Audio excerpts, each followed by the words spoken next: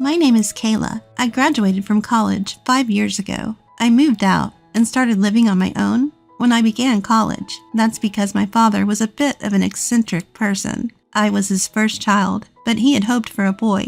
When I was born a girl, he didn't even try to hide his disappointment and was hard on my mother. Even as I grew up, my father never accepted me as his daughter and hardly showed me any love. I have no fond memories of my father from my childhood. All I remember are his cold eyes and the many words he used to reject me. My mother protected me and showered me with love.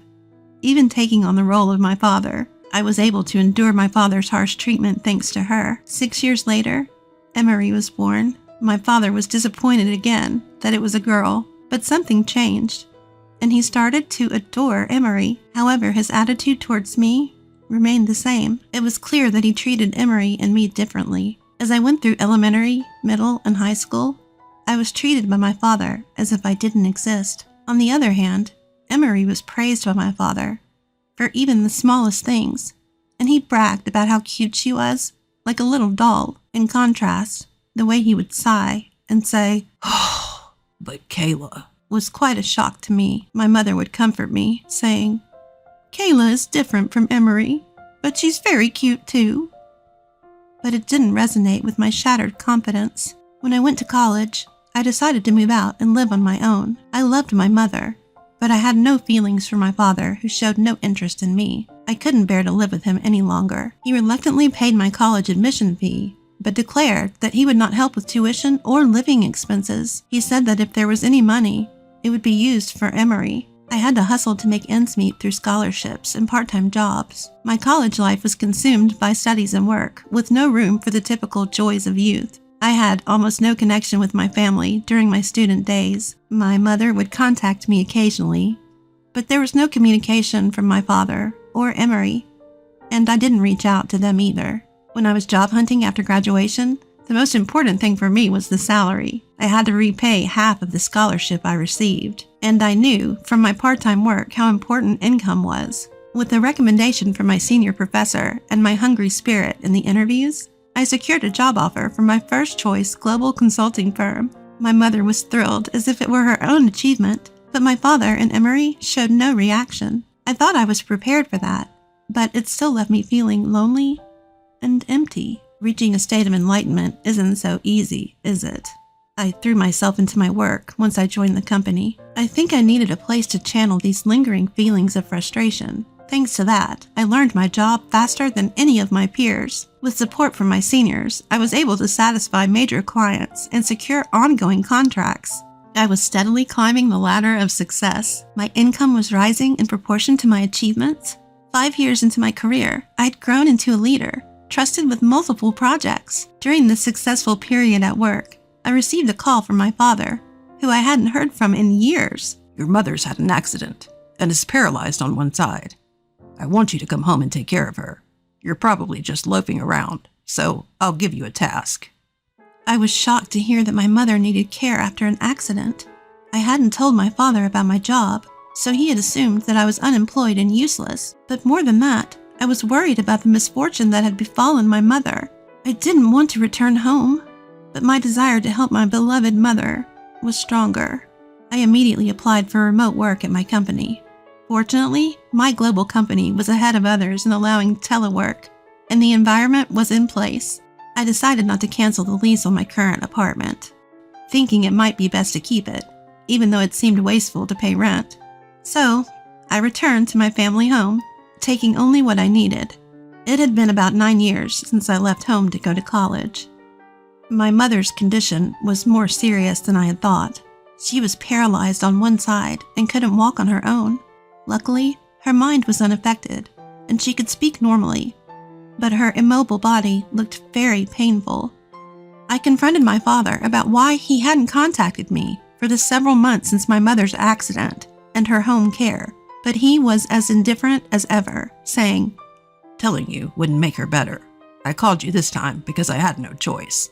Indeed, I, not being a doctor, couldn't do anything to help my mother recover. But I couldn't believe a father who wouldn't inform his daughter about her mother's plight. Months after my mother became immobile, the house was in a terrible state.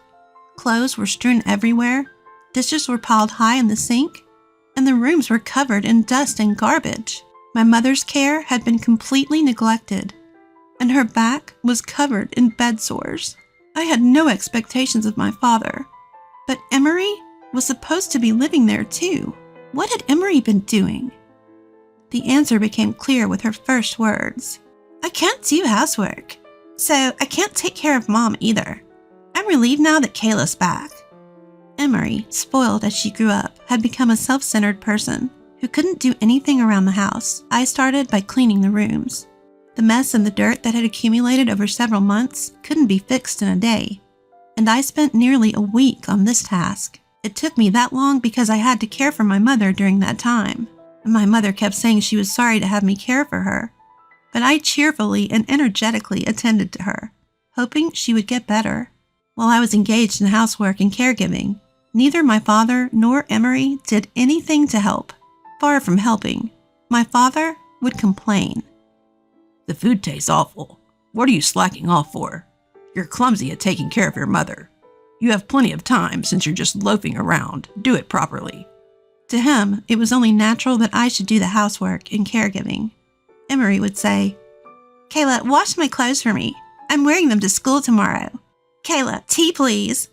I was treated like a servant, especially by my father, who was convinced I was a NEET. Indeed, I was mostly shut in my room doing telework, housework, and caregiving.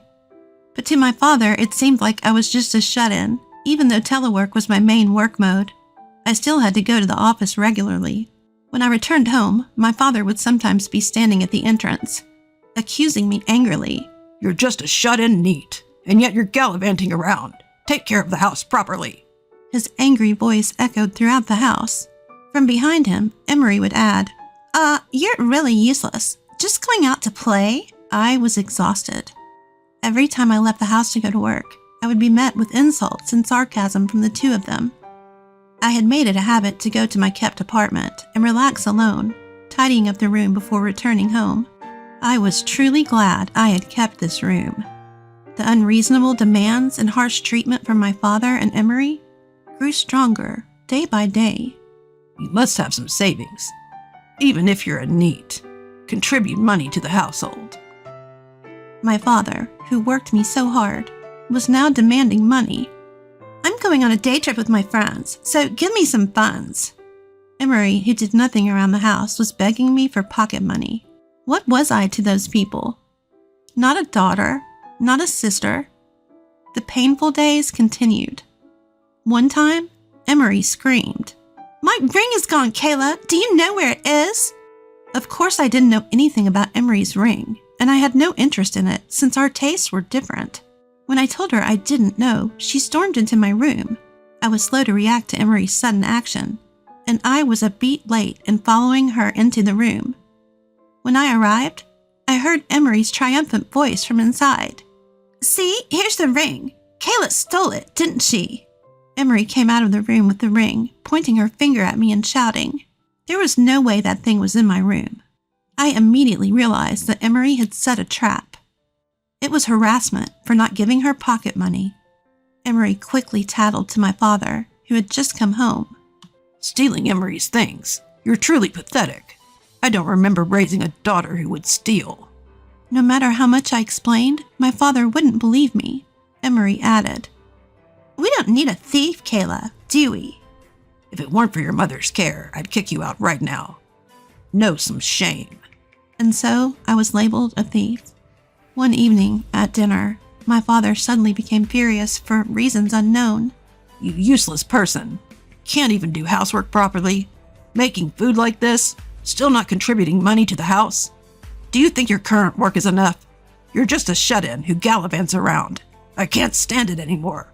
I'll destroy your plaything. My father yelled and headed towards my room.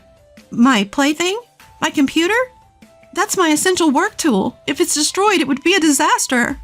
I followed my father to my room and protected my precious work companion, just as he was about to lay hands on my computer. Emery was watching from behind, smirking, around the time my mind and body were reaching their limits. My mother passed away peacefully. She was always grateful for my care and was pained by the way my father and Emery treated me. I felt my strength draining from my body. My heart was so shattered that I forgot to cry. Father and Emery were not only tearless, but acted as if a nuisance had been removed. Though we were in the same tearless situation, our reasons were 180 degrees apart. After my mother's funeral was quietly conducted, my father called me into the living room. Your mother's gone, and you're no longer needed. I want you to leave immediately. We don't need a useless NEET who can't even contribute money to the house. I had a feeling he would say something like this, but I never thought it would actually happen. I asserted my hard work up to now, but my father was adamant about me leaving. Emery added, "Are you planning to stay here and be a NEET? You're such a parasite." A parasite? That's a good word. You're like a tick or a flea. I felt dizzy from the barrage of harsh words. Also, about your mother's inheritance, you must renounce it. There's nothing for you. I hadn't thought about my mother's inheritance at all. The love I received from her was enough. It was something I had never received from my father or Emery. I don't want it. I'll renounce it, and I'll leave, okay? I'll leave right away. I asked for 1 day's grace to pack, and immediately began preparations. The next day my father said, "Are you ready to move? Hurry up." "I'm leaving.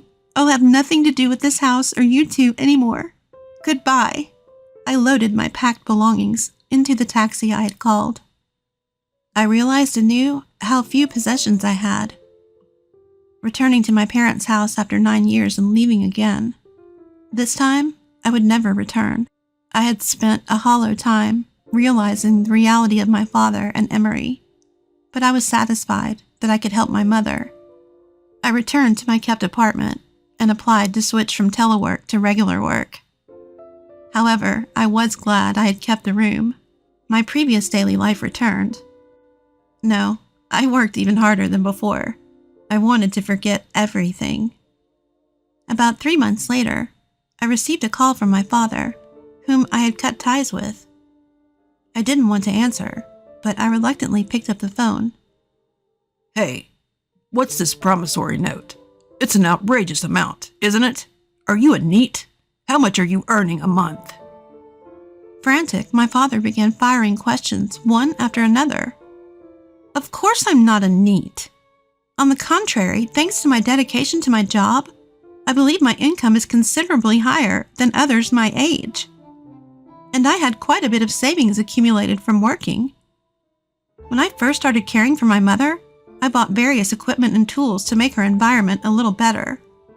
Knowing that the household was financially strained, I also contributed to the monthly living expenses to ease my mother's burden. Yes, long before my father demanded money for the house, I had been contributing. I even paid for Emery's tuition to alleviate my mother's worries. My mother, grateful for my various expenses, insisted on making it clear and had a promissory note drawn up between us. My financial support had amounted to a considerable sum, and that promissory note had overlaid my father and Emery in the form of a negative inheritance. As for me, I was exempt because I had renounced the inheritance. In other words, the two of them had to repay all the loans from me. After hearing the full explanation from me, my father was speechless. He screamed that he would also renounce the inheritance, but the two of them had already touched part of it, so they had no right to do so. Work hard and pay it back properly, and don't contact me anymore. I've cut ties with you. I ignored my ranting father, hung up the phone, and blocked his calls. Afterward, my uncle, my mother's brother, also suddenly caused great confusion for my father and Emery. I had met my uncle for the first time in a while at my mother's funeral, and after he noticed something was off about me, I confided everything to him. The family home was owned by my uncle, and my mother had been renting it. The right to rent passed to the two of them through inheritance, but my uncle refused to renew. Legally, tenants had the upper hand, but they couldn't stand up to my uncle, and due to their misdeeds, they ended up having to leave.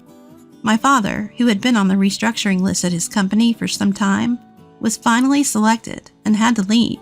Emery couldn't pay tuition and had to drop out, even though graduation was near. Father and Emery, who lost their home and jobs, moved into a small apartment. Most of my father's retirement money went to repay the debt to me. It would be difficult for him to find a new job at his age. Whether Emery, a college dropout, can find a decent job is also questionable. The two of them were becoming neats in a dark, small room. Thanks to my ambitious return to work, I succeeded in acquiring new clients and launching new projects. I was promoted to the first female division head. It's a bit late for a global company to have its first female division head.